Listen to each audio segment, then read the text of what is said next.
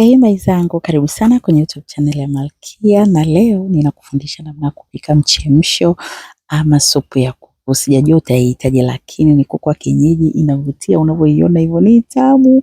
Jamani, mama ambaye amejifungua anywe hii maziwa atoke. Dada ambaye unahitaji tu ku relax, baba yani unataka kula health, this is the best mchemsho you can have. Na mai wako nimehakikisha unajua kupika. Well, mimi nitatumia mat cooker, unaweza kutumia sufuria, it's very okay.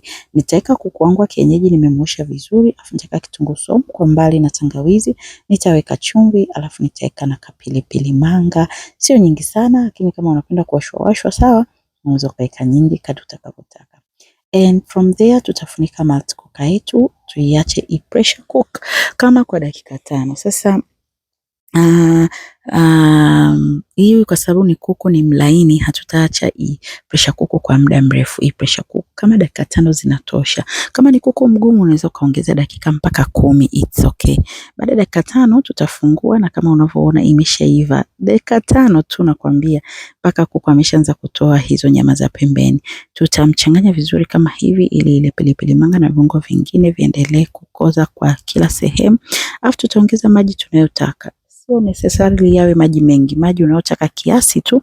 Nitaweka viazi viwili, ni kimoja nimekikata mara 4, kwa hiyo ni kiasi kimoja. Nitaweka maharage machanga kidogo, karoti nimekata kubwa kubwa kidogo, lakini pia nitaweka na kitunguu maji kidogo pia.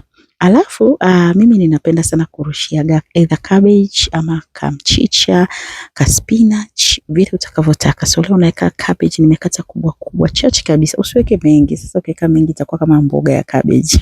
Mke mai wangu, nitaweka na ajinomoto kambali. Ajinomoto inaleta flavor nzuri sana kwenye mchemsho ama kwenye supu. Alafu nitaweka na pilipili ya mwendo kasi inukie vizuri, na hapo tutafunga matukuka yetu. Hatuta pressure cook, tutafunga tu kidogo ipike kwa kawaida bila pressure cook. Kama baada dakika 7 hivi mpaka 10, basi utageuza kama hivi. Mchemsho wako uko very promising.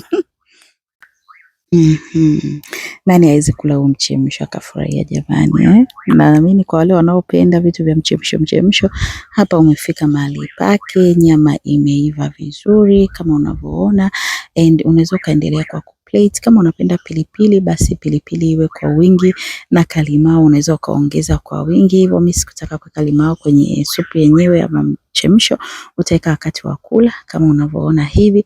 It's so nice. Ninatumaini utatengeneza, and mai wangu ukitengeneza uhakikishe unanipa feedback. Niulize swali lolote hapo nitakujibu, na nikukumbushe mai wangu, kila siku unaangalia hapa alafu au subscribe kwenye YouTube channel ya mai wako. Unalikosea, unalionea, sio vizuri. Kwa hakikisha una subscribe mai wangu, turn on notification, utakuwa unaona video kila mara ninaweka.